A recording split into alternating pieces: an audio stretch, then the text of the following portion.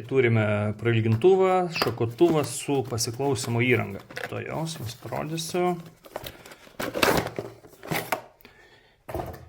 Šis prailgintuvas nesiskiria niekuom nuo paprasto standartinio prailgintuvo. Va, matot. 3 USB jungtis, jungiklis, viskas. Kažkas paėmęs jį tikrai nesupras, kad čia yra įmontuota slapta pasiklausimo įranga.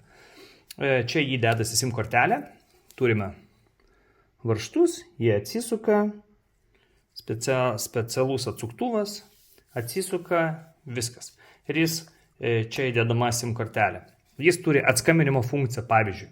Guli patalpoje, jeigu kažkas pradeda kalbėti ar kas, jis gali paskambinti į jūsų telefono numerį. Automatiškai tai nereikia klausytis, pavyzdžiui, tylos. Nežinot, kad kažkas patalpoje vyksta, ar kas skambinat, bandot surasti. Ne, to nereikės daryti.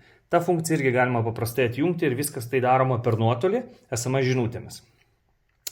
Dar svarbus yra momentas su šituo prailgintuvu. Niekas svetimas negalės paskambinti į telefono numerį, kuris čia yra įdėtas. Niekas. Jeigu aš, pavyzdžiui, žinau numerį, matau jūsų telefonų, jūs kažkur skambinat dažnai, ten kažkoks Jonas Antanas bus įvestas. Surenku ir man bus vis laiku užimta. Tik galima prisiskambinti iš administratoriaus numerio, tai kuris prisiskirs, tai jūsų telefono numeris. Čia bus viskas instrukcijoje parodyta, paaiškinta, gausit video instrukciją, kaip tom naudotis. Ir dar kartą parodysiu, pasižiūrėkit. Tai yra standartinis, originalus prailgintuvas. Garso kokybė yra super, garantuoja, kad kuo puikiausiai viskas girdėsit. Turim daug įvairių pasiklausimo blakių pasirinkimą.